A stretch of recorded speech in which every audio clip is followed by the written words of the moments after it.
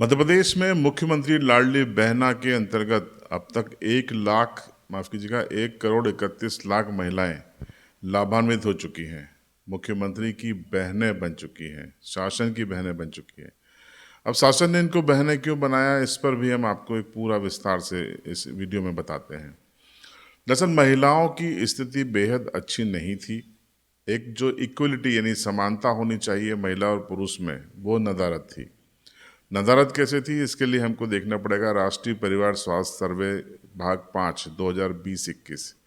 इसके नतीजे बताते हैं कि मध्य प्रदेश में या देश में एवरेज महिलाओं में 54% से ज़्यादा एनीमिक हैं। ये एक बड़ी बात है, क्योंकि अगर खून की कमी है तो इसके पीछे कहीं ना कहीं उनके खान पान सीधा तौर पर जुड़ा हुआ है। मध्य प्रदेश में बॉडी मास इंडेक्स की हम बात करें देश प्रदेश में, तो 23.23% से ज़्यादा बॉडी मास इंडेक्स में महिलाएं कमज़ोर हैं, यानी कि कुपोषित हैं। श्रम क्षेत्र में भागीदारी ले लें तो 23% से अधिक महिलाओं की ही इसमें भागीदारी है। ग्रामीण क्षेत्रों में ये घटकर और कम हो जाती है। ऐसे में आखिर इक्वलिटी यानी समानता कैसे होगी? समानता की दिशा में देश आगे बढ़ रहा है। हम देख रहे हैं कि भारत की संसद ने लोकसभा और राज्यसभा में महिला आरक्षण बिल पारित कर दिया, लेकिन उसके पहले ही मध्य प्रदेश सरकार ने महिलाओं के लिए सब कुछ सोच लिया। इक्वलिटी यानी समानता की भावना के साथ लाडली बहना योजना शुरू की गई। उद्देश्य क्या था कि लाडली बहना के को अगर 1,000 रुपये प्रतिमाह शासन देगा, जो अब बढ़कर 1,250 रुपये हो गए हैं, तो साल भर में औसतन उनके पास एक सम्मानजनक राशि होगी खुद पर खर्च करने के लिए, खुद के उपयोग करने के लिए, अपने बच्चों की शिक्षा पर खर्च करने के लिए, खुद के खान पान पे और खुद के उपयोग पर खर्च करने के लिए। और उनकी निर्भरता पुरुष प्रधान समाज में पुरुषों पर कम होगी। वो सेल्फ डिसीजन ले पाएंगी, उनमें आत्मविश्वास बढ़ेगा। इसी सोच और इसी भावना के साथ मुख्यमंत्री लाडली बहना योजना शुरू की गई थी। और ग्राउंड पर देखने में ये साफ लगता है कि जो सरकार की सोच है वो ज़मीन पर अमल होती नज़र आ रही है। महिलाएं उत्साहित हैं, आत्मविश्वास से भरी हुई हैं, कॉन्फिडेंट भी हैं। वो कहती हैं कि मुख्यमंत्री ने हमारा ध्यान रखा है और इससे हमारा आत्मविश्वास बढ़ा है। आर्थिक रूप से हम सशक्त महसूस करना शुरू कर चुके हैं।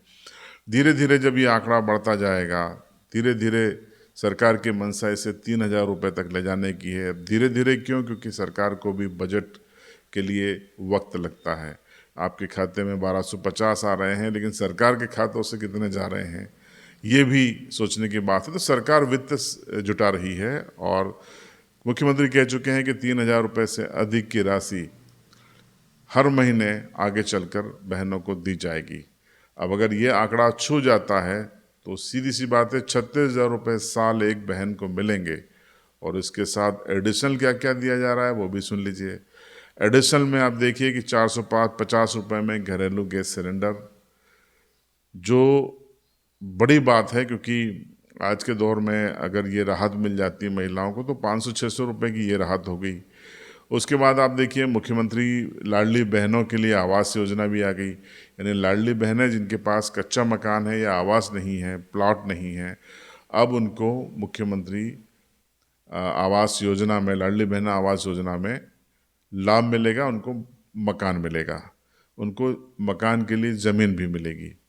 तो कुल मिला के महिलाओं से जुड़ी हुई ये योजना है और इससे एसोसिएट योजनाएं शुरू होने से हम ये कह सकते हैं कि जो सरकार का उद्देश्य है कि मध्य प्रदेश की आधी आबादी यानी महिलाओं की आबादी को आर्थिक रूप से सशक्त किया जाए, उन्हें मजबूत बनाया जाए, निर्णय लेने में उनकी क्षमता को बढ़ाया जाए। अक्सर परिवार के लोग निर्णय में महिलाओं को भागीदार नहीं बनाते हैं या उनकी नहीं सुनते हैं। जाहिर सी बात है, क्योंकि उनके पास अगर पैसा नहीं है तो उनको वो अधिकार नहीं मिलता जिसकी वो हकदार हैं। लेकिन यही सोच थी कि जेब में अगर पैसा होगा, पॉकेट में पैसा होगा, तो परिवार भी पूछेगा, पुरुष प्रधान परिवार भी सम्मान करेगा। अभी तक के जो नतीजे हैं शुरुआत के 4 महीनों के, उससे साफ है कि सरकार की मंशा जमीन पर पूरी हो रही है।